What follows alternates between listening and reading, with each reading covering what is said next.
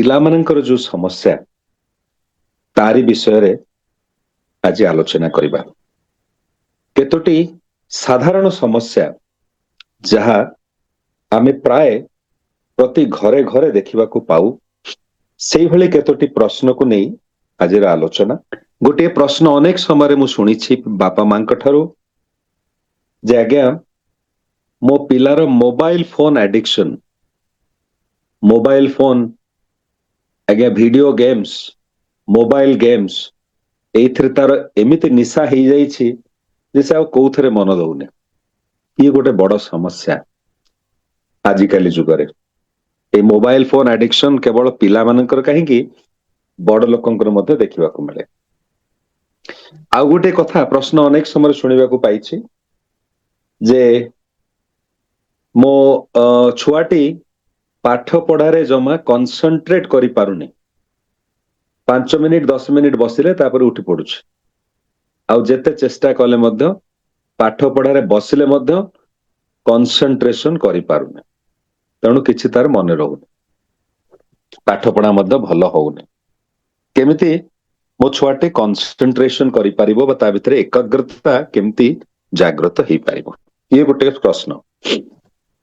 ଆଉ ଗୋଟେ ପ୍ରଶ୍ନ ଅନେକ ସମୟ ଶୁଣିବାକୁ ମିଳେ ଯେ ମୋ ଛୁଆଟି ଅତି ରାଗି, ଟିକେ ଟିକେ କଥାରେ ରାଗି ଯାଉଛି, ତା ରାଗ କଣ୍ଟ୍ରୋଲରେ ରହୁନି। ଇଏ ଗୋଟେ ଅତି ସାଧାରଣ ସମସ୍ୟା। ଆଉ ଗୋଟେ ପ୍ରଶ୍ନ, এই ଚାରୋଟି ପ୍ରଶ୍ନ ଉପରେ ଆଲୋଚନା କରିବାକୁ ଚେଷ୍ଟା କରିବା ଆଜି। ଯେ ମୋ ଛୁଆଟିର କନଫିଡେନ୍ସ ବହୁତ କମ୍, ପାଠ ପଢୁଛି, ପରୀକ୍ଷା ହଲରେ ଲେଖିବାକୁ ଗଲା ବେଳକୁ ନର୍ଭସ ହେଇଯାଉଛି, ସବୁ ଭୁଲି ଯାଉଛି। ଡିବେଟ କମ୍ପିଟିସନରେ କହିପାରୁନି, ଡର ଲାଗୁଛି, ନର୍ଭସ ହେଇଯାଉଛି। ଶିକ୍ଷକଙ୍କ ସାମ୍ନାରେ ସାହସର ସହିତ କଥା କହିପାରୁନି। ତାକୁ କିଏ ଧମକେଇଲେ ସେ ବହୁତ ନର୍ଭସ ହେଇଯାଉଛି, କନଫିଡେନ୍ସ ତାର ବହୁତ ଲୋ ହେଇଯାଉଛି। ଇଏ ଗୋଟେ ସମସ୍ୟା। ପିଲାମାନଙ୍କର ଆହୁରି ବହୁତ ସମସ୍ୟା ଅଛି, ଶିଶୁମାନଙ୍କର, ପିଲାମାନଙ୍କର, କିନ୍ତୁ ସମୟ ହବ ନାହିଁ ସବୁଗୁଡ଼ିକ ଆଲୋଚନା କରିବାକୁ। ଚେଷ୍ଟା କରିବା ଏହି ଚାରୋଟି ବିଷୟ ନେଇ ଆଜିର ଆଲୋଚନା କରିବା ପାଇଁ। ଆମେ ଚାଲନ୍ତୁ ଆରମ୍ଭ କରିବା।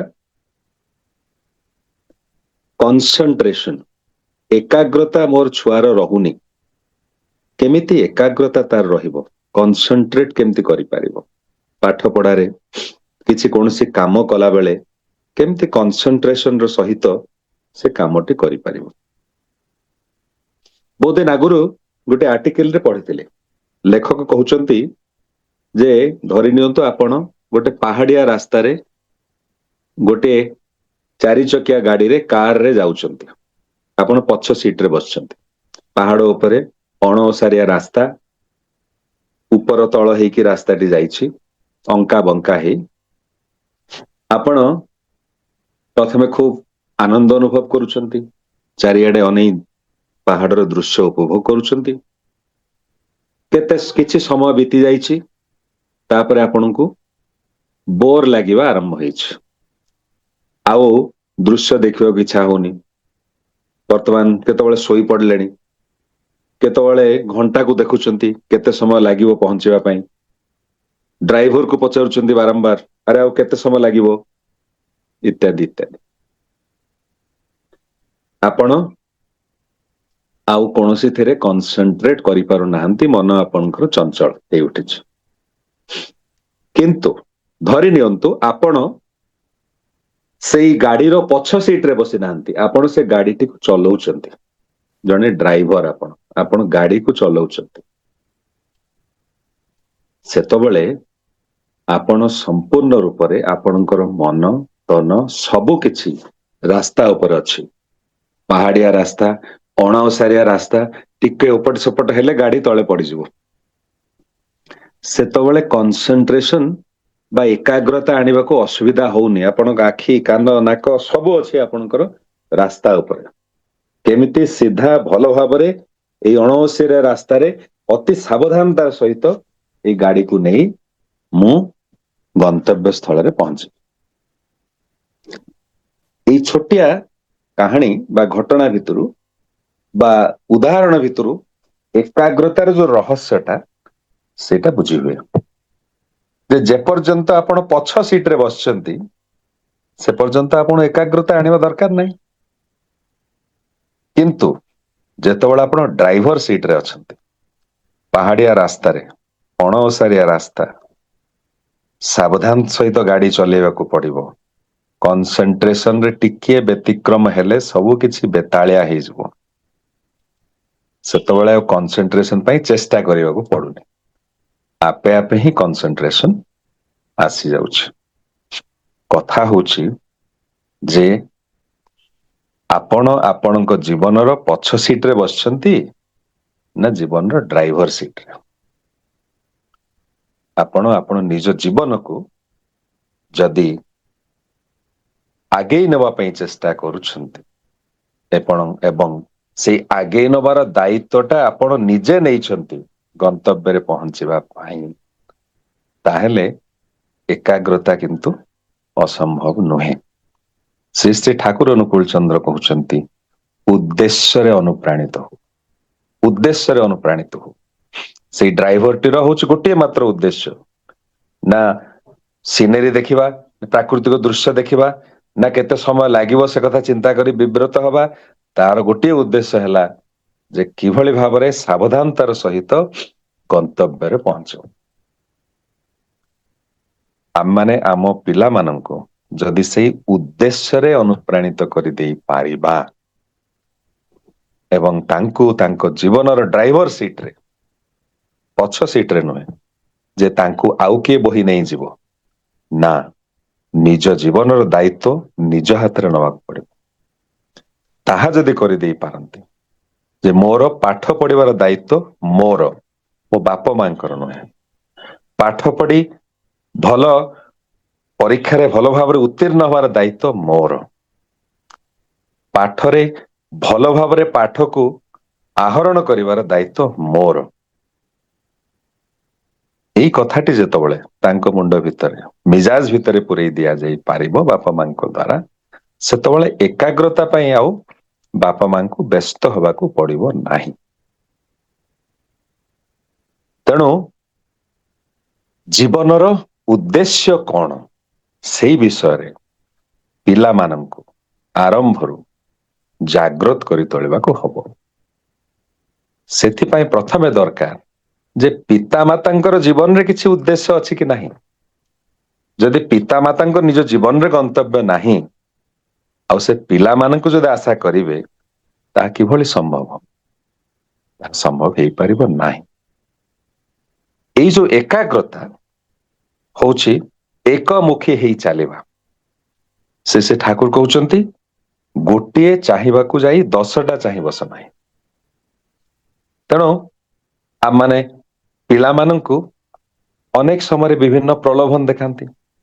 ଏଇ ପାଠ ପଢ, ଏଇ ଚକୋଲେଟ ଟା ତତେ ମିଳିବ, ଏଇଠି ପାଠ ପଢ ତତେ ମିଠା ଖାଇବାକୁ ଦେବି, ଏଇଠି ଭଲ ମାର୍କ ରଖିଲେ ତତେ ଗୋଟେ ମୋବାଇଲ ଫୋନ କିଣିଦେବି। ଏଇ ଯୋଉ ମନଟିକୁ 10ଟା ଜିନିଷ ଚାହିଁବା ପାଇଁ ଯୋଉ ପ୍ରଲୋଭିତ କରେଇବା, ଏଇ ହଉଛି ସମସ୍ୟାର ମୂଳ କାରଣ।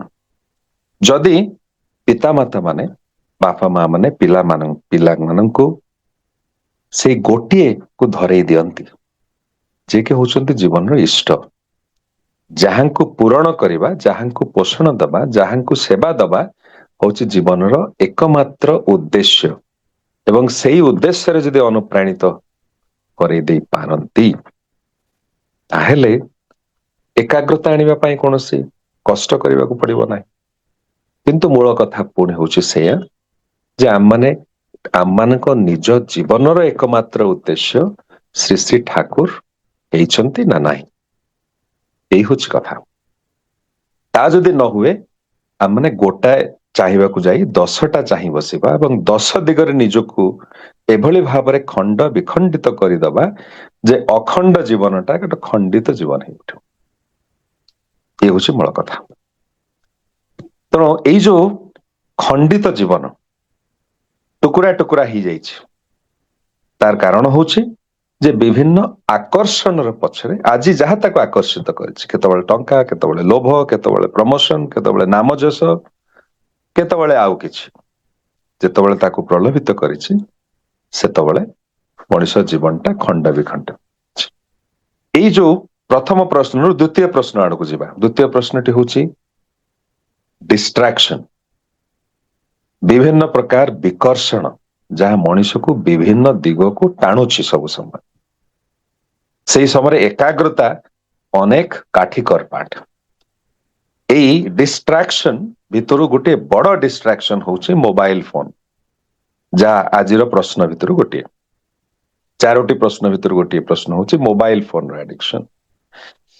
ତ ଏଇ ଯୋଉ ମୋବାଇଲ ଫୋନର ଡିଷ୍ଟ୍ରାକ୍ସନ ଆଜି ଘରେ ଘରେ ହିଁ ସମସ୍ୟା। ପିଲାମାନେ ଫୋନ ଧରିଲେ ଆଉ ଫୋନ ଛାଡିବାକୁ ରାଜି ନୁହନ୍ତି। କିଛି ଦିନ ପୂର୍ବରୁ ବାଙ୍ଗାଲୋରର ଗୋଟେ ମଲରେ ମୁଁ ଯାଇଥିଲି, କୌଣସି କିଛି ଜିନିଷ ଗୋଟେ କିଣିବାର ଥିଲା। ହଠାତ୍ ଦେଖିଲି ଯେ ଗୋଟିଏ ଦମ୍ପତି, ବୟସ ବେଶୀ ହବ ନାହିଁ, 30-35 ବର୍ଷ ଭିତରେ ବୟସ ହବ ସେମାନଙ୍କର। ଛୋଟିଆ ଛୁଆଟିଏ ତାଙ୍କର କୋଳରେ, 2 ବର୍ଷର ବୋଧେ ହବ, 2-2.5 ବର୍ଷର। ସେ ଛୁଆଟି ବାପା ମା ସେ ଦୋକାନ ଭିତରେ ବୁଲି ତାଙ୍କର ଯାହା ଜିନିଷ କିଣିବା କଥା ଦେଖୁଛନ୍ତି। ଛୁଆଟିକୁ ମୋବାଇଲ ଫୋନ ଧରେଇ ଦେଇଛନ୍ତି। ସେ ମୋବାଇଲ ଫୋନ ସେ ଧରିଛି ଏବଂ ସେଇଥିରେ ଯେମିତି ସେ ପୁରା ସମ୍ପୂର୍ଣ୍ଣ ଭାବରେ ପଶି ଯାଇଛି। ତା ଆଖି, ତାର ଦୃଷ୍ଟି ପୁରା ମୋବାଇଲ ଫୋନର ସ୍କ୍ରିନ ଉପରେ ପୁରା ନିବଦ୍ଧ ହେଇକି ରହିଛି, ଯେମିତି ଗୋଟେ କିଛି ଗୁରୁତ୍ୱପୂର୍ଣ୍ଣ ଜିନିଷ ସେ ଦେଖୁଛି। ସେ ଯାହା ହଉ, ତାପରେ ବାପା ମା କିଛି ସମୟ ପରେ ତାଙ୍କର କିଣାକିଣି ସରିଯାଇଛି, ସେ କାଉଣ୍ଟରକୁ ଆସିଛନ୍ତି ପଇସା ଦେବା ପାଇଁ। ଆଜିକାଲି ତ ଗୁଗୁଲ ପେ, ଫୋନ ପେ ଇତ୍ୟାଦି, ପେଟିଏମ ଇତ୍ୟାଦି ଚାଲିଛି। ସେ ଫୋନ ବାହାର କରିକି ପୁଅଟି ହାତରୁ ଫୋନଟି ନେଇଛନ୍ତି ପେମେଣ୍ଟ କରିବା ପାଇଁ। ସେଇ ଛୁଆଟି ଚିତ୍କାର କରିକି ଗଡୁଛି, ସେ ଦୋକାନରେ ଗଡିଗଲା। ମୁଁ ଦେଖୁଛି ଏ ଦୃଶ୍ୟ। 2 ବର୍ଷର ପିଲା, କେତୋଟି ମୁହୂର୍ତ୍ତ ପାଇଁ ମୋବାଇଲ ଫୋନଟି ତା ହାତରୁ ନିଆ ହେଇଯାଇଛି, ମାଟି ନେଇଯାଇଛି ପେମେଣ୍ଟ କରିବ ବୋଲି। ସେତେବେଳେ ସେ ପିଲା ପୁରା ଗଡିବାକୁ ଲାଗିଲା। ବାପା ତାକୁ ଯେତେ ବୁଝିବାକୁ ଚେଷ୍ଟା କଲେ ସେ ବୁଝିବାକୁ ନାରାଜ, ଚିତ୍କାର କରି ସେଇ ଚଟାଣ ଉପରେ ଗଡୁଛି ଯେ ମା ଚଟାପଟ ଫୋନରେ ପେମେଣ୍ଟ କରିଦେଇ ପୁଣି ସେଇ ଛୁଆ ହାତରେ ଫୋନଟି ଧରେଇ ଦେଲା। ଗୋଟିଏ ମୁହୂର୍ତ୍ତ ବି ଲାଗିଲାନି। ଯୋଉ ପିଲା ଗଡୁଥିଲା ସାଙ୍ଗେ ସାଙ୍ଗେ ଚୁପ, ସାଙ୍ଗେ ସାଙ୍ଗେ ପିଲାଟି ଚୁପ ହେଇଯାଇଛି। ମୁଁ ଏଇ ଦୃଶ୍ୟ ଦେଖୁଛି ଯେ କି ଅବସ୍ଥା। 2 ବର୍ଷର ପିଲା, ତାର ଏଭଳି ମୋବାଇଲ ଆଡିକ୍ସନ ଯେ ଗୋଟିଏ ମୁହୂର୍ତ୍ତ ପାଇଁ ସେ ମୋବାଇଲ ଫୋନକୁ ଛାଡିବାକୁ ପ୍ରସ୍ତୁତ ନୁହେଁ। ଅତ୍ୟନ୍ତ ମାରାତ୍ମକ ଅବସ୍ଥା ଏବଂ ଖୁବ ହାନିକାରକ ଅଭ୍ୟାସ। ଏବଂ ବାପା ମା ମାନେ ଜାଣନ୍ତି ନାହିଁ ଯେ ଏଥିରୁ କିଭଳି ମୁକୁଳିବେ। ତାପରେ ଦୋକାନରୁ ବାହାରିକି ଆସିକି ସେ ଦମ୍ପତି ସେମାନେ ଲିଫ୍ଟରେ ପଶିଲେ, ମୁଁ ମଧ୍ୟ ସେଇ ଲିଫ୍ଟରେ ପଶିଲି। ମୁଁ କହିଲି ଯେ ଆପଣଙ୍କ ଛୁଆଟି କଣ ମୋବାଇଲ ଫୋନ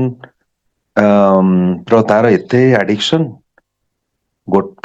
ଗୋଟେ ମିନିଟ ପାଇଁ ମଧ୍ୟ ସେ ମୋବାଇଲ ଫୋନ ବିନା ରହିପାରୁନି। ଇଏ ଆପଣଙ୍କୁ ଅସୁବିଧା କରିବ ପରବର୍ତ୍ତୀ ସମୟରେ। ସେ ମହିଳା ଜଣକ କହିଲେ, ଆଜ୍ଞା ଉପାୟ କଣ ଅଛି? ଆଜିକାଲି ଯୁଗରେ ଆଉ କଣ କିଛି କରିହବ? ପିଲାଙ୍କୁ ଫୋନ ନଦେଲେ ବି ଚଳିବନି, ଦେଲେ ବି ଏ ଅବସ୍ଥା। ଇଏ ହଉଛି ଅବସ୍ଥା। କିଛି ଦିନ ପୂର୍ବରୁ ବାଙ୍ଗାଲୋରରେ ଜଣେ ସତ୍ସଙ୍ଗୀ ପରିବାର, ସେମାନେ ଖୁବ ଉଚ୍ଚ ପଦବୀରେ ଅଧିଷ୍ଠିତ। ସ୍ୱାମୀ ଗୋଟେ କମ୍ପାନୀର ସିଇଓ, ପତ୍ନୀଙ୍କର ମଧ୍ୟ ସେ ଗୋଟେ ବଡ କମ୍ପାନୀରେ ଚାକିରି କରନ୍ତି। ତାଙ୍କର ଗୋଟିଏ ପୁଅ, 12-14 ବର୍ଷର ପୁଅଟି। ସେ ପୁଅଟି ଭଲ ପାଠ ପଢୁଥିଲା ମଧ୍ୟ, ତା ମୁଁ ଜାଣିଥିଲି। ହଠାତ୍ ଏଇ କୋଭିଡ ପରବର୍ତ୍ତୀ ସମୟରେ ଯେତେବେଳେ ସବୁ କିଛି ଆସ୍ତେ ଆସ୍ତେ ଖୋଲିବାକୁ ଆରମ୍ଭ ହେଲା, ସେତେବେଳେ ସେଇ ମା ଜଣକ ମତେ ଆସି କହିଲେ, ଆଜ୍ଞା ଟିକେ ଦେଓଘର ମତେ ନେଇଯାଆନ୍ତୁ, ମୋର ପୁଅ ପାଇଁ ନିବେଦନ କରିବାର ଅଛି। ମୁଁ କହିଲି, ଆଜ୍ଞା କଣ ହେଇଛି? ସେ କହିଲେ, ମୋ ପୁଅଟା ଏତେ ଭଲ ପାଠ ପଢୁଥିଲା, କୋଭିଡ ସମୟରେ ଯୋଉ ସ୍କୁଲ ଫୁଲ ସବୁ ବନ୍ଦ ହେଇଗଲା, ଘରେ ରହିଲା, ଲାପଟପରେ ମୋବାଇଲ ଫୋନରେ ତ ସବୁ ପାଠ ପଢା ହେଲା। ବର୍ତ୍ତମାନ ସେ 24 ଘଣ୍ଟା ମୋବାଇଲ ଫୋନ ଆଉ ଭିଡିଓ ଗେମ୍ସ ଧରିକି ଅଛି। ସେ କୌଣସି ମତେ ତାକୁ ଆମେ ସେ ଅଭ୍ୟାସରୁ ଛଡେଇ ପାରୁନୁ। ସମସ୍ତ ଚେଷ୍ଟା ଆମେ କରିସାରିଲୁଣି, ଗାଳି ମାଡ ଝଗଡା ଭଲ ଭାବରେ ବୁଝେଇବା କିଛି କାମ କରୁନି। ବର୍ତ୍ତମାନ ସେ ପିଲାଟି ଏବେ ତ କୋଭିଡ ସରିଗଲାଣି, ସ୍କୁଲ ଖୋଲିଲାଣି, କିନ୍ତୁ ମୋ ପୁଅ ଆଉ ସ୍କୁଲ ଯାଉନି। ଘର ଭିତରେ କବାଟ ବନ୍ଦ କରି 24 ଘଣ୍ଟା ସେ ଫୋନ ଧରିକି ବସୁଛି। ବ୍ରେକଫାଷ୍ଟ କରିବାକୁ ବସିଲେ ସିଏ ଆସୁଛି, ତାର ଥାଳି ନେଇ ପଳେଇ ଯାଉଛି ତା ରୁମକୁ, ପୁଣି ସେ ମୋବାଇଲ ଫୋନ ଧରି ବସୁଛି। ଲଞ୍ଚ ସମୟରେ ସେମିତି ଆସୁଛି, ପୁଣି ନେଇଯାଉଛି ତାର ଖାଇବା ଭିତରକୁ, ଆମ ସାଙ୍ଗରେ ବସିକି ଖାଉନାହିଁ ମଧ୍ୟ। ଏଇଭଳି ତାର ଅବସ୍ଥା। ଥରେ ତାର ବାପା ଜବରଦସ୍ତି ତାର ଇଣ୍ଟରନେଟ କନେକ୍ସନ କାଟିଦେଲେ, ସିଏ ଘରକୁ ପୁରା ଉଠେଇକି ପକେଇଦେଲା। ମାନେ ଘର ଭିତରେ ଯାହା ଟିଭି କମ୍ପ୍ୟୁଟର ଫୋପଡା ଫିଙ୍ଗା କରିକି ଏଭଳି ଅବସ୍ଥା କଲା ଯେ ଆମେ ଭାବିଲୁ ତାକୁ ଯେତେ ଶୀଘ୍ର ସମ୍ଭବ ପୁଣି ଇଣ୍ଟରନେଟ କନେକ୍ସନ ଆଣି ମୋବାଇଲ ଫୋନ ଟା ଧରେଇ ଦେଲେ ହିଁ ନିସ୍ତାର। ମୁଁ କହିଲି ହଉ ଚାଲନ୍ତୁ, ୟାର ତ ଉତ୍ତର ମୋ ପାଖରେ ନାହିଁ, ଆଚାର୍ଯ୍ୟ ଦେବଙ୍କ ପାଖକୁ ଯିବା, ଯାହା ସେ କହିବେ। ସେ ଆଉ ସେ ଦମ୍ପତି ଆ ଯାଇ ପହଞ୍ଚିଲେ ଆଶ୍ରମରେ ଏବଂ ଖୁବ ଦୁଃଖର ସହିତ ମ୍ରିୟମାଣ ହେଇ ଏଇ ପ୍ରଶ୍ନ ଉପସ୍ଥାପନ କଲେ। କହିଲେ ଯେ ଆଜ୍ଞା, ପୁଅର ମୋବାଇଲ ଆଡିକସନ ହେଇଯାଇଛି। ଆଚାର୍ଯ୍ୟ ଦେବ କହିଲେ ଆଡିକସନ ଫାଡିକସନ କିଛି ହେଇନି। ଏମାନେ ନିର୍ବାକ, କଣ କହିବେ? ଆମେ ତ ଦେଖୁଛୁ ପିଲାଟି 24 ଘଣ୍ଟା ଫୋନ ଧରି ବସିଛି। ଆଚାର୍ଯ୍ୟ ଦେବ କହୁଛନ୍ତି କଣ ଆଡିକସନ ଫାଡିକସନ କିଛି ହେଇନି। ଆଚାର୍ଯ୍ୟ ଦେବ କହୁଛନ୍ତି ଘର ଭିତରେ ଭଲ ପାଇବା ସେ ପାଉନି, ସେଥିପାଇଁ ଏଇ ଗୋଟେ ବସ୍ତୁକୁ ଭଲ ପାଇ ବସିଛି। ସେମାନେ ବୁଝିପାରିଲେ ନାହିଁ। ଆଚାର୍ଯ୍ୟ ଦେବ କହିଲେ ତମେ ଦୁଇ ଜଣ ତ ସବୁବେଳେ ନିଜ କାମରେ ବ୍ୟସ୍ତ। ବାପା କମ୍ପାନୀର ମାଲିକ, ସିଇଓ, ମା ମଧ୍ୟ ବହୁତ ବଡ କମ୍ପାନୀରେ ଚାକିରି କରନ୍ତି। ଛୁଆ ପାଇଁ ସମୟ ନାହିଁ। ଯେତେବେଳେ କୋଭିଡ ନଥିଲା, ସ୍କୁଲ ଯାଉଥିଲା, ଆଟଲିଷ୍ଟ ସାଙ୍ଗସାଥିଙ୍କ ସାଙ୍ଗରେ ମିଶୁଥିଲା। ଯେତେବେଳେ କୋଭିଡ ଆରମ୍ଭ ହେଇଗଲା, ସେତେବେଳେ ଘରେ ବସି ରହିଲା। ଚାହିଁଲା ବାପା ମାଙ୍କ ସାଙ୍ଗରେ ଟିକେ କଥା ହେବି, ସାଙ୍ଗସାଥି ତ ନାହାନ୍ତି, ହେଲେ ବାପା ମା ପାଖରେ ସମୟ ନାହିଁ।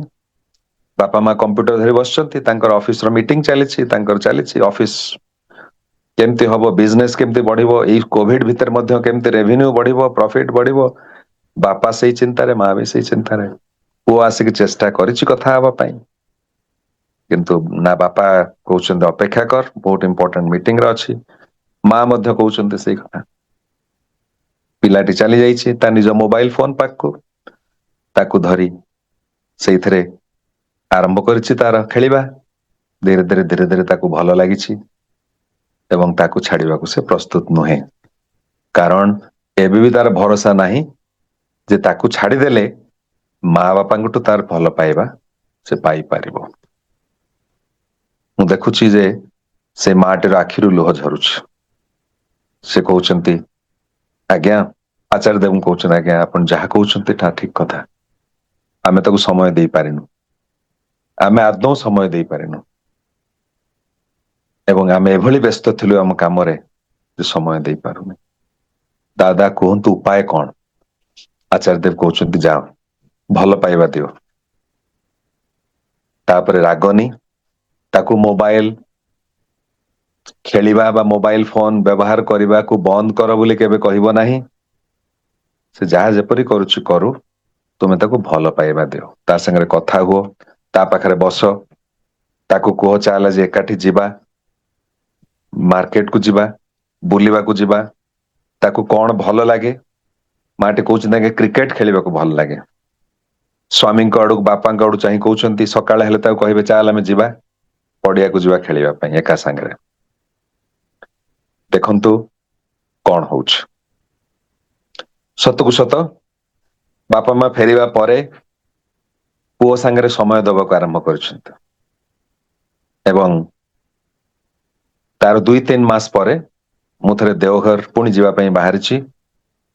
ମାଙ୍କୁଠି କହିଛି ଯେ ମୁଁ ଆଜ୍ଞା ଦେଓଘର ଯାଉଛି ଆପଣଙ୍କର କିଛି ପ୍ରଶ୍ନ ଅଛି ଆଚାର୍ଯ୍ୟ ଦେବଙ୍କରୁ ସମସ୍ୟାର ସମାଧାନ ହେଇଛି ନ ହେଇଛି। ସେ କହୁଛନ୍ତି ଆଜ୍ଞା କହିଦେବେ ଯେ ମୋ ପୁଅ ଯେ ସ୍କୁଲ ଯାଉନଥିଲା ଏବେ ସବୁଦିନେ ସ୍କୁଲ ଯାଉଛି। ଯେ ପାଠ ପଢା ଛାଡି ଦେଇଥିଲା ବର୍ତ୍ତମାନ ପାଠ ପଢିକି ବର୍ତ୍ତମାନ ପରୀକ୍ଷାରେ ସେ ଖୁବ ଭଲ ମାର୍କସ ରଖୁଛି। ଏବଂ ତା ମନ ମିଜାଜ ବର୍ତ୍ତମାନ ଭଲ ଅଛି, ସାଙ୍ଗମାନଙ୍କ ସାଙ୍ଗେ ଖେଳିବାକୁ ଯାଉଛି, ସବୁ କିଛି କରୁଛି, ମୋବାଇଲ ଫୋନ ଏବେ ବି ଦେଖୁଛି, କିନ୍ତୁ ଆଗରୁ ଯେମିତି 24 ଘଣ୍ଟା ଥିଲା ସେମିତି ନୁହେଁ। ଦିନ ଭିତରେ ହୁଏତ ଘଣ୍ଟେ 2 ଘଣ୍ଟା ପାଠ ପଢା ସରିଲା ପରେ କେତେବେଳେ ସେ ଦେଖୁଛି। ଦେଖନ୍ତୁ ସମସ୍ୟା କିଭଳି ସୁନ୍ଦର ଭାବରେ ଆଚାର୍ଯ୍ୟ ଦେବ ତାର ସମାଧାନ ଆମମାନଙ୍କୁ ଦେଇଛନ୍ତି। ଅସଲ କଥା ହଉଛି ଯେ ମୋବାଇଲ ଫୋନ ଟା ଯଦି ଇଣ୍ଟରେଷ୍ଟିଂ, ତାହେଲେ ଆମେ ବାପା ମା ମୋବାଇଲ ଫୋନ ଠାରୁ ମଧ୍ୟ ଅଧିକ ଇଣ୍ଟରେଷ୍ଟିଂ ପିଲା ପାଖରେ ହବାକୁ ପଡିବ। ପିଲାକୁ ମନେ ହବ ଯେମିତି ବାପା ମାଙ୍କ ପାଖରେ ସମୟ ବିତାଇବାଟା ଅଧିକା ଇଣ୍ଟରେଷ୍ଟିଂ ମୋବାଇଲ ଫୋନ ଧରିବା ପାଇଁ। ଚାଲନ୍ତୁ ପରବର୍ତ୍ତୀ ପ୍ରଶ୍ନ ଆଡକୁ ଯିବା। ଦୁଇଟି ପ୍ରଶ୍ନ ଆଲୋଚନା କଲେ, କନସେନଟ୍ରେସନ ଏକାଗ୍ରତା କେମିତି ବଢିବ, ଆଉ ଗୋଟେ ହଉଛି ମୋବାଇଲ ଫୋନର ଆଡିକ୍ସନ। ଆଉ ଦୁଇଟି ପ୍ରଶ୍ନ, ଆଉ ଗୋଟେ ପ୍ରଶ୍ନ ହଉଛି ଆଙ୍ଗର ମ୍ୟାନେଜମେଣ୍ଟ। ମୋ ଛୁଆଟି ହଉଛି ବହୁତ ରାଗି, କଣ କରିବି କିଛି ବୁଝିପାରୁନି, ଟିକେ ଟିକେ କଥାରେ ରାଗି ଯାଉଛି। ଏଇ ଯେମିତି ମୋବାଇଲ ଫୋନ ଛଡେଇ ନେଲେ ଛୋଟ ଛୁଆଟି ଗଡିଗଲା ରାସ୍ତାରେ, ରାସ୍ତା ଉପରେ ଗଡିଗଲା, ଦୋକାନରେ ଚଟାଣ ଉପରେ ଗଡିଗଲା। ଇଏ ରାଗ ଆଜି ଘରେ ଘରେ ଦେଖିବାକୁ ମିଳୁଛି ଛୋଟ ପିଲାଙ୍କ ଭିତରେ। ପ୍ରବଳ ରାଗ, ରାଗର ଯେମିତି କୌଣସି କଣ୍ଟ୍ରୋଲ ନାହିଁ, ହାତରେ ଯାହା ପକେଇଲେ ଫୋପଡା ଫିଙ୍ଗା କରିଦେବେ, ଏଇଭଳି ଅବସ୍ଥା। ୟାର କିଭଳି ନିୟନ୍ତ୍ରଣ କରାଯାଇ ପାରିବ? ସେ ଠାକୁର କହୁଛନ୍ତି ତୁମର ସନ୍ତାନ ଯଦି ଅସହିଷ୍ଣୁ ହୁଏ, ରାଗି ହୁଏ, ତାହେଲେ ତନ୍ନ ତନ୍ନ କରି ଖୋଜି ଦେଖ ଯେ ଏହି ଗୁଣଟି ବାପା ମା ବା ଉଭୟଙ୍କ ଭିତରେ ଅଛି କି ନାହିଁ। ନିଶ୍ଚିତ ଭାବରେ ଏଇ ଗୁଣଟି ଅଛି, ଯାହା ସିଏ ତୁମର ସନ୍ତାନଟି ଆହରଣ କରିଛି। ଯଦି ଘରେ ବାପା ମାଙ୍କ ଭିତରେ ଝଗଡା ଲାଗେ, କଥା କଟାକଟି ହୁଏ, ବାପା ରାଗି ଯାଇ ଚଟକଣା ପକାନ୍ତି ମାଙ୍କୁ, ମା ରାଗି ଯାଇ ଜିନିଷ ଫୋପାଡନ୍ତି ବା ରୁଷନ୍ତି, ତାହା ନିଶ୍ଚିତ ଭାବରେ ସନ୍ତାନଟି ଦେଖୁଛି ଏବଂ ଭାବୁଛି ଏଇଟା ହଉଛି ସ୍ୱାଭାବିକ ବ୍ୟବହାର। ମା ବାପାଙ୍କୁ ମାରିବା ଏଇଟା ସ୍ୱାଭାବିକ କଥା, ରାଗି ଗଲେ ମାରିବା କଥା। ଏ ଛୋଟ ପିଲାଟି ତାର କୋମଳ ମନରେ ଏଇ କଥାଟି ରେଖାପାତ କରୁଛି ଏବଂ ସବୁଦିନ ପାଇଁ ରହିଯାଉଛି ଏବଂ ରାଗଟା ତାର ସ୍ୱାଭାବିକ ହେଇ ଉଠୁଛି।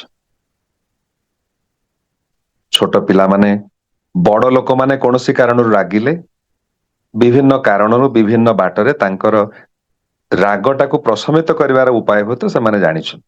କାହା ମନରେ କାହା ପ୍ରତି କ୍ରୋଧ ଆସୁଛି, ସେ ତ ଭାବୁଛି ମୁଁ ଆଜି ଚାଲିଯିବି, ଯାଇ ବାହାରେ ଗୋଟେ ସିନେମା ଦେଖି ପଳେଇ ଆସିବି, ମୋର ରାଗଟା ଶାନ୍ତ ହେଇଯିବ। କିନ୍ତୁ ଛୋଟ ପିଲାର ତ ସେଭଳି ତାର ଯୋଉ ଇମୋସନ, ତାର ଭାବ ପ୍ରବଣତାକୁ ନିଜେ ହ୍ୟାଣ୍ଡେଲ କରିବାର ଉପାୟ ତାକୁ ଜଣା ନାହିଁ। ତେଣୁ ସେତେବେଳେ ତାକୁ କିଭଳି ଭାବରେ ସେ ତାର ରାଗକୁ ନିୟନ୍ତ୍ରଣ କରିବ ବା କ୍ରୋଧକୁ ନିୟନ୍ତ୍ରଣ କରିବ, ତାର ବାଟ କିନ୍ତୁ ବାପା ମାଙ୍କୁ କାଢିବାକୁ ପଡିବ।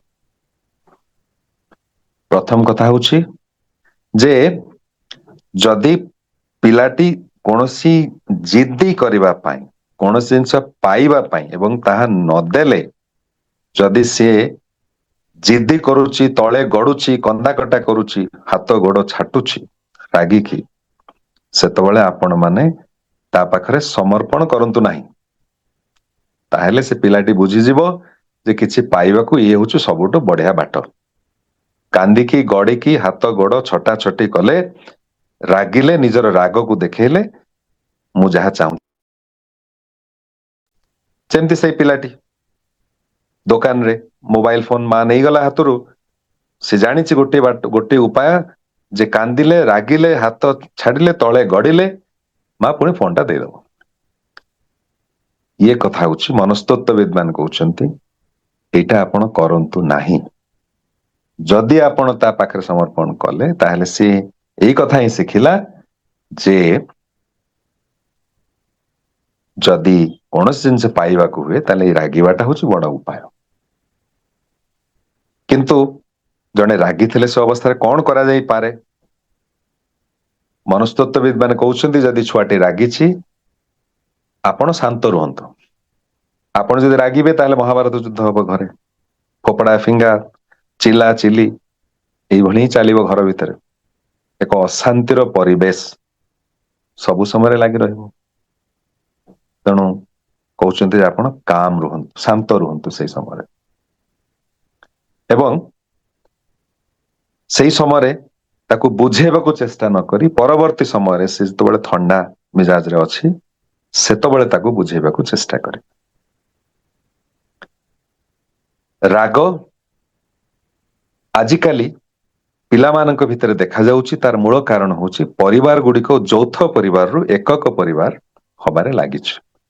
ଯୋଉ ଆମ ମାନଙ୍କର ପରିବାର ଗୁଡିକ ଆଗରୁ ଥିଲା ଜଏଣ୍ଟ ଫ୍ୟାମିଲି, ସେଗୁଡିକ ଭାଙ୍ଗି ବର୍ତ୍ତମାନ ସିଙ୍ଗଲ ଫ୍ୟାମିଲି ହେଇଯାଇଛି। ପିଲାମାନେ କେବଳ ବାପା ମାଙ୍କଠୁ ପାଇବା ହିଁ ଶିଖୁଛନ୍ତି ଜନ୍ମ ହବା ପରଠାରୁ। ଦବା ଶିଖିବାର କୌଣସି ସୁଯୋଗ ନାହିଁ, କାରଣ ଘରେ ଭାଇ ଭଉଣୀ ନାହାନ୍ତି, ଘରେ ଜେଜେମା ନାହାନ୍ତି, କେବଳ ବାପା ମା ତ ଅବାଧରେ ଦେଇ ଚାଲନ୍ତି। ତେଣୁ ପାଇବାର ଅଭ୍ୟାସ ପିଲାଦିନୁ ଛୋଟ ପିଲାଟିର ଯେତେବେଳେ ହବା ଆରମ୍ଭ ହୁଏ, ଯେତେବେଳେ ସେ ପାଇବାଟା ବନ୍ଦ ହୁଏ ସେତେବେଳେ କ୍ରୋଧ ଉତ୍ପତ୍ତି ହୁଏ। ଶ୍ରୀ ଠାକୁର କହୁଛନ୍ତି ବାଧା ପ୍ରାପ୍ତ କାମ ହିଁ କ୍ରୋଧ। ଯୋଉ ଜିନିଷ ମୁଁ ପାଇବାକୁ ଚାହେଁ ସେଇ ପାଇବାରେ ଯଦି ବାଧା ସୃଷ୍ଟି ହେଲା ସେଇଥିରେ କ୍ରୋଧର ହିଁ ସୃଷ୍ଟି, କ୍ରୋଧର ଉତ୍ପତ୍ତି। ତେଣୁ ଏଇ ପିଲାମାନଙ୍କ ଭିତରେ ରାଗଟାକୁ ଯଦି କଣ୍ଟ୍ରୋଲ କରିବାକୁ ଶିଖେଇବାକୁ ହୁଏ ତାହେଲେ ସେମାନଙ୍କୁ ଦବା ଶିଖେଇବାକୁ ପଡିବ, ଯେ ଅନ୍ୟମାନଙ୍କୁ କିଭଳି ଦବାକୁ ହୁଏ। ମୋ ପାଖରେ ଯଦି ଗୋଟିଏ ଚକୋଲେଟ ଅଛି ତାକୁ ମୋର ଭାଇକୁ ବା ପରିବାରର ଅନ୍ୟ କାହାକୁ ଦେଇ ତାପରେ ମୁଁ ତାକୁ ଯେତିକି ବଳିଲା ତାକୁ ଯଦି ଖାଏ ତାହେଲେ ସବୁଟା ପାଇବାର ଯୋଉ ଲୋଭ ଏବଂ ସବୁଟା ନ ପାଇଲେ ଯୋଉ କ୍ରୋଧ, ଏଇ ଅଭ୍ୟାସଟି ଆଉ ଉଙ୍କି ମାରିବା ପାଇଁ ସୁଯୋଗ ପାଇବ ନାହିଁ।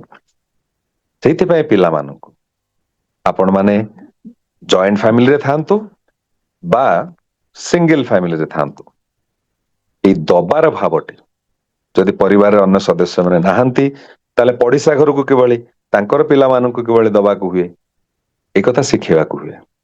ଆଉ ଏଇଟା ପିଲାମାନେ ବାପା ମାଙ୍କ କରିବା ଦେଖି ଶିଖନ୍ତି।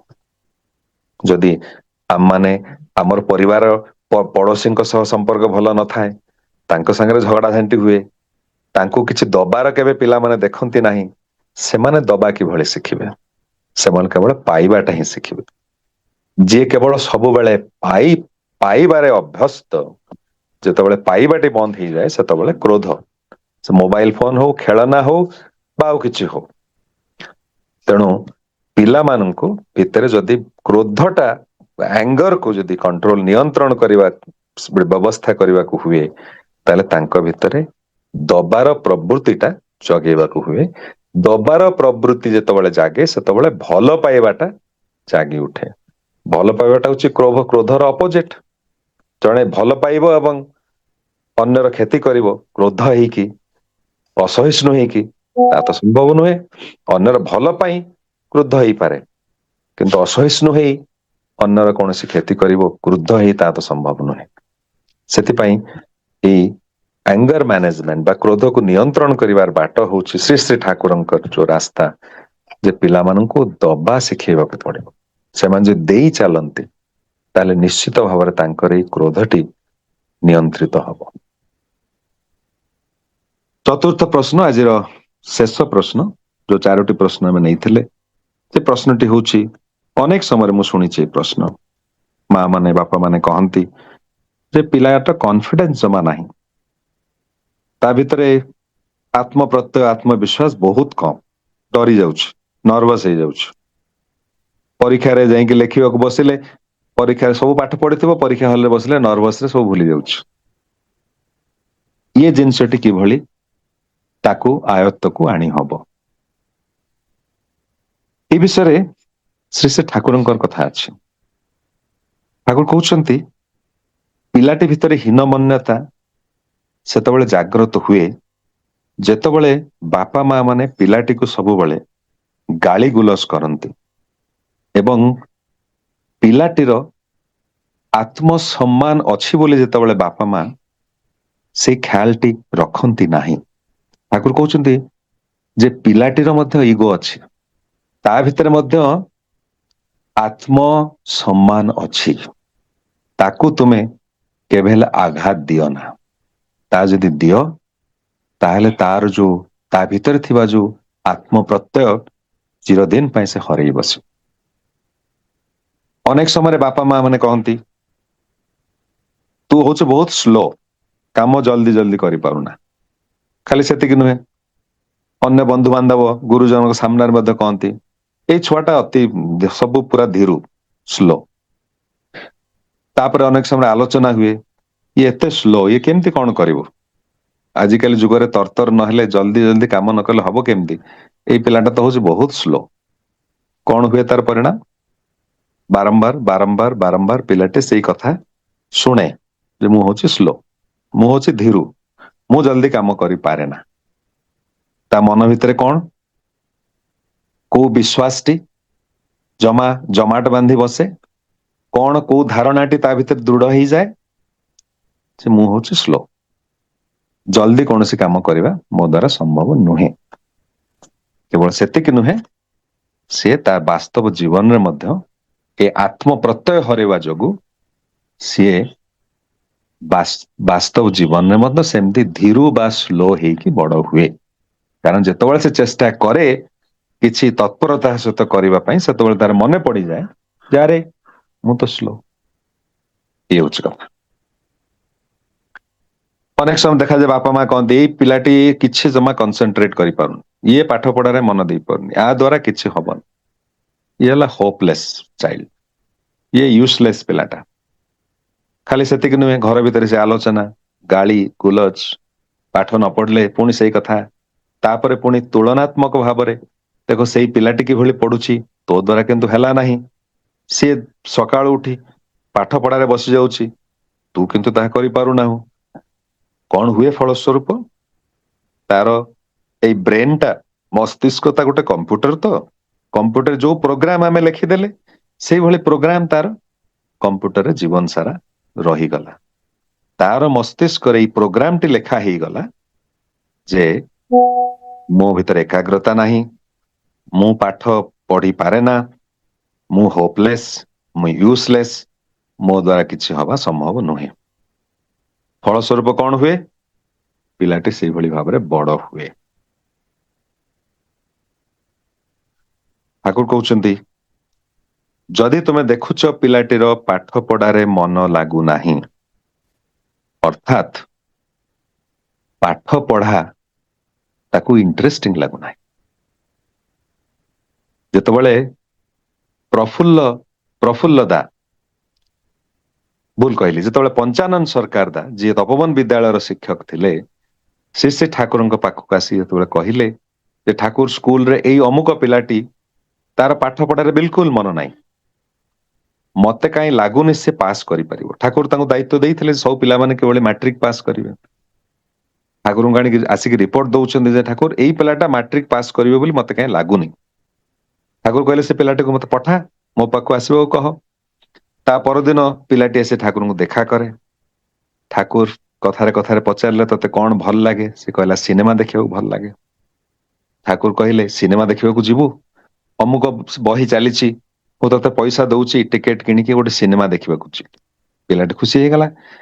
ଠାକୁର କହିଲେ ମତେ କାଲି ଆସିକି ସିନେମାର କାହାଣୀଟି କହିବୁ। ପିଲାଟି ଗଲା, ଠାକୁର ପଇସା ଦେଲେ, ସିନେମା ଦେଖିଲା। ତା ପରଦିନ ଆସିଲା, ଆସିକି ଠାକୁରଙ୍କୁ ସୁନ୍ଦର ଭାବରେ କାହାଣୀଟି ବଖାଣି ଦେଲା। ଠାକୁର ଡକେଇ ପଠେଇଲେ ପଞ୍ଚାନନ ଦାଙ୍କୁ, ପିଲାଟିକୁ ବିଦା କରିଦେଲେ। ତାପରେ ଡାକିଲେ ପଞ୍ଚାନନ ଦାଙ୍କୁ। ପଞ୍ଚାନନ ଦା ଯେତେବେଳେ ଆସିଲେ, ଠାକୁର କହିଲେ ଯେ ପଞ୍ଚାନନ ଦା ଆପଣ ଇଏ କଣ କହୁଛନ୍ତି ଯେ ପିଲାଟା ମୂର୍ଖ, କୋଉଥିରେ ମନ ଦଉନି, ତାର କିଛି ମନେ ରହୁନି, ଯେତେ ଯାହା ପଢେଇଲେ ସେ କିଛି ବୁଝିପାରୁନି, ମନେ ରଖି ପାରୁନି, ଏ ତ ତାକୁ ସିନେମା ଦେଖିବାକୁ ପଠେଇଥିଲି କାଲି, ପ୍ରାଞ୍ଜଳ ଭାବରେ ଗୋଟି ଗୋଟି ସବୁ କିଛି ଆମୂଳ ଚୂଳ ମତେ କହିଦେଲା, ଆପଣ କଣ କହୁଛନ୍ତି ସେ ମନେ ରଖିପାରୁନି ବୋଲି? ପଞ୍ଚାନନ ଦା କହିଲେ ଠାକୁର ଇଏ ସିନା ସିନେମାଟା ବୋଲି ଆପଣଙ୍କୁ କହିଦେଲା, नाटक सिनेमा यही सब सिना आपन कहीदेला ये कौन पाठ कौन होची पाठ कौन से मन रखि पारुची सिनेमाटा सिना मन रखिदेला ठाकुर कहले पंचानंदा आपण के पाठ पढ़ाटा सिनेमा भली कहीं हबनी पाठ पढ़ाटा सिनेमा भली कौन ही परिबो नहीं पंचानंदा कहउछन्ती आज्ञा पाठ पढ़ाटा सिनेमा भली केमते हबो ठाकुर कहउछन्ती काहे की सिनेमा भली जेमती आखि कान सबु किछि पिलांकर से सिनेमा उपरे बा नाटक उपरे निबद्ध हेई जाए आपण जेतबेले क्लासरूम रे छिडा हेई पाठ पढ़ेइबे एभली भाबरे पाठ पढ़ेइबे एभली आग्रह सृष्टि करिदेबे पिला मानक मन भितरे जे आपणक क्लास छाड़ी की उठिकी जीवा पई से चाहिबे नाही आपण जहा पढ़ेइबे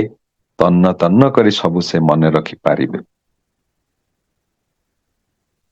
ठाकुर कहउछन्ती जे पाठ पढ़ा प्रति आग्रहटा सृष्टि करियाक पड़े केमिति बापा मां को उद्देश्य ठाकुर कहउछन्ती पाठ पढ़ा मन रहुनी तो तार कोउथरे आग्रह गणित मन रहुनी किंतु गुली दंडा खेलिबारे आग्रह ठाकुर कहउछन्ती गुली दंडा खेलिबो तमे ता संगे मध्ये खेलिबो से गुली दंडा खेलिबा भितरे ताकू गणिबा सिखेइबो ताकू जोग वियोग गुणन हरण सब सिखेइबो केतेटा गुली रे केतेटा मिसिले केते हुए केते काढी नेले केते हुए इत्यादि इत्यादि ए खेल माध्यम रे ताकू तुमे सिखेइबो गणित एई माध्यम रे आग्रह कौतूहल सृष्टि करिवो ता भीतर देखो देखंतु जदि गोटे पिला को कहा जाए आंब खाइबू ना कलरा खाइबू पिलाटी कहबा आंब खाइबी कलरा कौन कि खाइबा को चाहे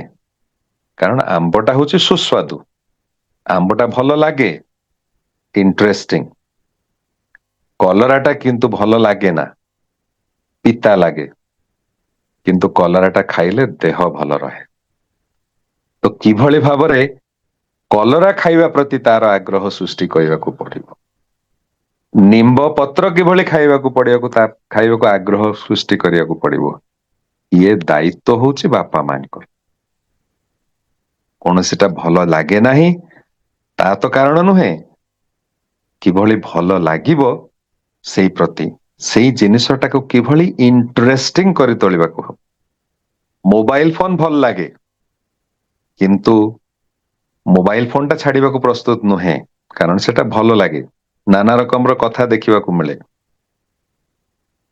ताकू छाड़िबा को प्रस्तुत नुहे किंतु ठाकुर कहउछन्ती ताकू जे तुमे प्रकृति आड़ को नहीं जाओ नेचर आड़ को नहीं जाओ नदी पाख को नहीं जाए पहाड़ ऊपर को नहीं जाओ पिता माता एवं पिला माने एका संगे बाहर जाओ प्रकृति पाख को चलवा को आरंभ कर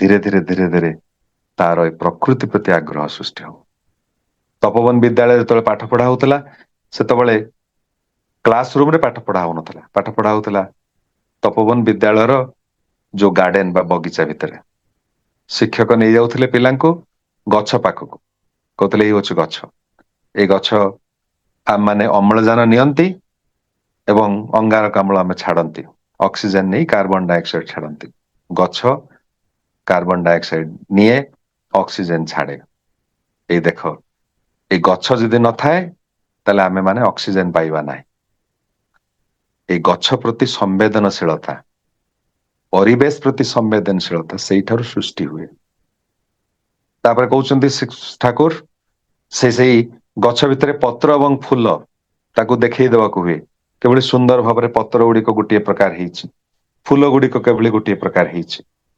क्रिएटिविटी सृजनशीलता प्रति आग्रह पिलांकर से गछ को देखी गछर पत्र एवं फूल को देखी सृष्टि पानी आमे दियंती तळु माटी रे किंतु से पानी कांड भितर दे किंतु पत्र फूल पाखक जाए पत्र किभली सूर्य किरण नहीं खाइबा प्रस्तुत करे ता भितर physics gravity law of gravity माध्याकर्षण शक्ति किभली पानी ऊपर को उठे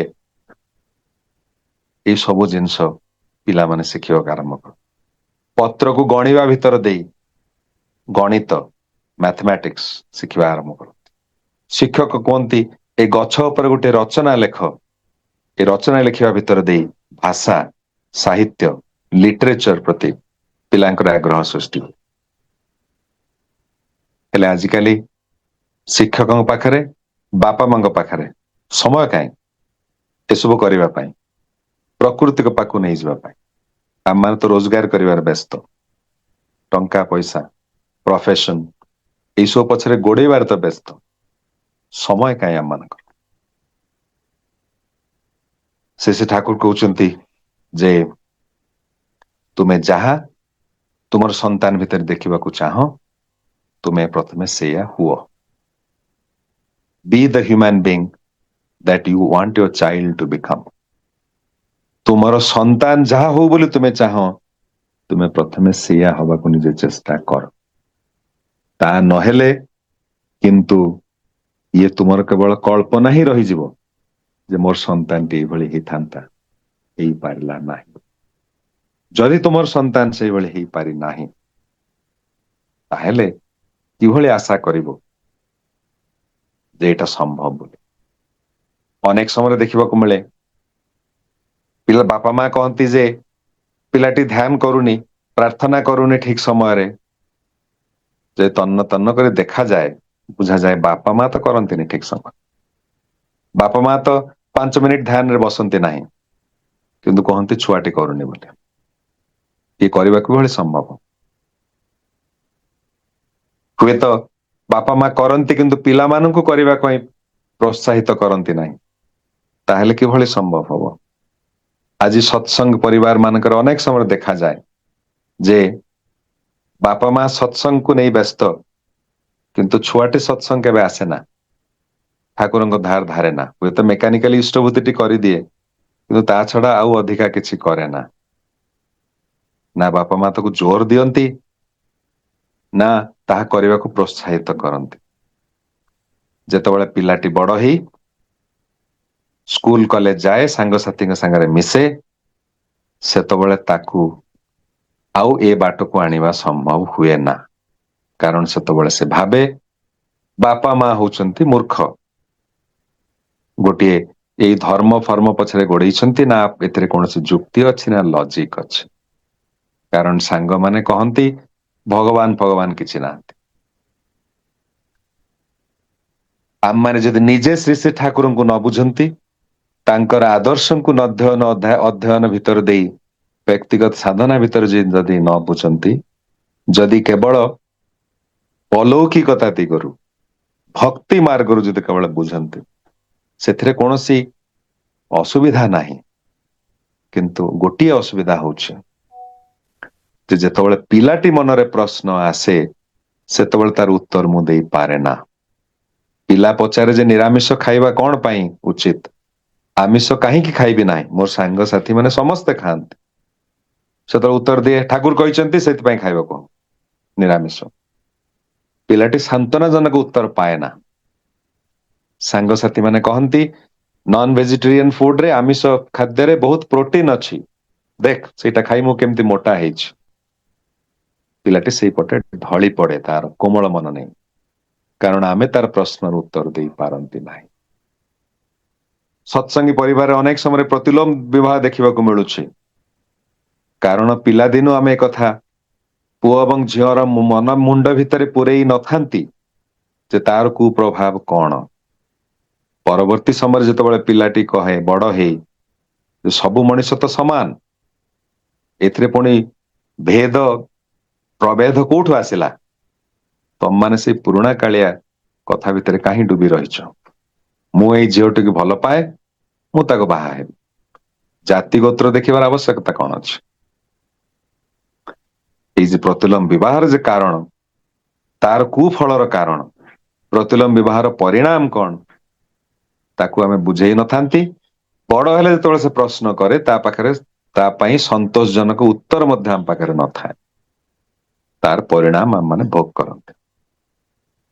ତେଣୁ ପ୍ରଥମ କଥା ହଉଛି ଯେ ପିଲାମାନେ କେବଳ ଭଲ ହୁଅନ୍ତୁ ବୋଲି ଚାହିଁଲେ ହୁଏ ନା, ନିଜେ ପ୍ରଥମେ ଭଲ ହବାକୁ ହୁଏ। ଯେଉଁ କଥା ପିଲାମାନଙ୍କର ହୃଦୟଙ୍ଗମ ହଉ ବୋଲି ଆମ ମାନେ ଚାହାନ୍ତି, ତାହା ନିଜେ ପ୍ରଥମେ ହୃଦୟଙ୍ଗମ କରିବାକୁ ହୁଏ, ବୋଧ ଭିତରେ ଆଣିବାକୁ ହୁଏ। ଅର୍ଥାତ୍ ତାହା ପିଲାମାନଙ୍କ ବୋଧ ଭିତରେ ଆଣିବା ମୋ ପକ୍ଷରେ ସମ୍ଭବ ହେଇପାରେ। ଯେଉଁ ଚଳନ ଆଚରଣ ପିଲାମାନଙ୍କ ଭିତରେ ଦେଖିବାକୁ ଚାହେଁ, ସେଇ ଆଚରଣ ସେଇ ଚଳନ ନିଜେ ପ୍ରଥମେ ନିଜ ଜୀବନରେ ପ୍ରସ୍ଫୁଟିତ କରିବାକୁ ହୁଏ। କୌଣସି ତତ୍ଵ କଥା କହି ଜ୍ଞାନ ଉପଦେଶ ଦେଇ ପିଲାମାନଙ୍କୁ ବଡ ମଣିଷ କରାଯାଏ ନା। ବାପା ମାଙ୍କର ଚଳନ ଚରିତ୍ର ଆଚରଣ ଯାହା ପିଲାମାନେ ଅବଜରଭେସନ ପର୍ଯ୍ୟବେକ୍ଷଣ କରି ଶିଖନ୍ତି, ବହି ପଢି ଶିଖନ୍ତି ନାହିଁ। ବାପା ମାଙ୍କ ଚଳନ ଚରିତ୍ରରେ ଯାହା ଦେଖନ୍ତି ପିଲାମାନେ ତାହା ହିଁ ଶିଖନ୍ତି ଏବଂ ତାହା ନିଜ ଜୀବନରେ ତାଙ୍କ ଜୀବନରେ ହିଁ ସେଟା ପ୍ରତିଫଳିତ ହୁଏ। ତେଣୁ ଆଜିର ଏହି ଶିଶୁ ଦିବସରେ ଏହା ହିଁ ସଂକଳ୍ପ ହଉ ଯେ ଆମେ ପ୍ରଥମେ ନିଜକୁ ଭଲ ଆଦର୍ଶ ପିତାମାତା କରି ତୋଳିବା ଏବଂ ଫଳସ୍ୱରୂପ ଆଦର୍ଶ ସନ୍ତାନ ଆମେ ନିଶ୍ଚୟ ପାଇବା, ଏଥିରେ କୌଣସି ସନ୍ଦେହ ନାହିଁ। ଏଇ 4ଟି ପ୍ରଶ୍ନ ନେଇ ଆମେ ଆଜି ଆଲୋଚନା କଲେ ଯେ କିଭଳି ଭାବରେ ଏକାଗ୍ରତା ବା କନସେନ୍ଟ୍ରେସନ ବଢିପାରିବ, ଏଇ ଆଡିକ୍ସନ ମୋବାଇଲ ଇତ୍ୟାଦି ଆଡିକ୍ସନ କିଭଳି ଦୂର କରାଯାଇ ପାରିବ, ଆଙ୍ଗର ମ୍ୟାନେଜମେଣ୍ଟ ଭଲ ପାଇବା ଶିଖେଇ ଦବା ଶିଖେଇ କିଭଳି କ୍ରୋଧକୁ ନିୟନ୍ତ୍ରଣ କରିବା ଶିଖାଯାଇ ପାରିବ ଏବଂ ପିଲାର ସୁଖ୍ୟାତି କରି ତାର ପ୍ରଶଂସା କରି କିଭଳି ତାର ଆତ୍ମପ୍ରତ୍ୟୟ ବଢାଯାଇ ପାରିବ, ଆତ୍ମବିଶ୍ୱାସ ବଢାଯାଇ ପାରିବ, ତାର ନିନ୍ଦା କରି ନୁହେଁ। ଏଇ 4ଟି ପ୍ରଶ୍ନ ବିଷୟରେ ଆଜି ଆଲୋଚନା ହେଲା ଏବଂ ଆମମାନଙ୍କ ସେଇ ସଂକଳ୍ପ ହଉ ଯେ ଆମମାନେ ସମସ୍ତେ କିଭଳି ଆଦର୍ଶ ସନ୍ତାନ ପିତାମାତା ହେଇପାରିବା, ତାହା ହିଁ ଚାହିଁଛନ୍ତି ଶ୍ରୀ ଶ୍ରୀ ଠାକୁର। ଅନେକ ଆଶା ଆଗାମୀ ପିଢି ଠାରୁ ଶ୍ରୀ ଶ୍ରୀ ଠାକୁରଙ୍କର 3rd ଜେନେରେସନ କଥା ଶ୍ରୀ ଠାକୁର କହିଛନ୍ତି, 4th ଜେନେରେସନ କଥା କହିଛନ୍ତି, କିନ୍ତୁ ତାହା କେବଳ ସମ୍ଭବ ଆଦର୍ଶ ବିବାହ ଏବଂ ଆଦର୍ଶ ସନ୍ତାନ ଚର୍ଯା ଭିତର ଦେଇ, ତା ନହେଲେ ଏହା କିନ୍ତୁ ସମ୍ଭବ।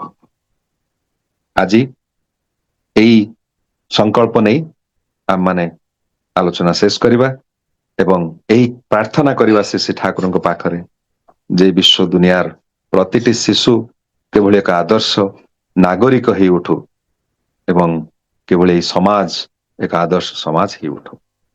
ପରମ ପିତାଙ୍କର ଆତୁଳ ଚରଣରେ ଆପଣମାନଙ୍କର ସମସ୍ତଙ୍କର ପାରିବାରିକ ମଙ୍ଗଳ କାମନା କରି ତାଙ୍କରି ଚରଣରେ ପ୍ରାର୍ଥନା କରେ। ବନ୍ଦେ ପୁରୁଷୋତ୍ତମ।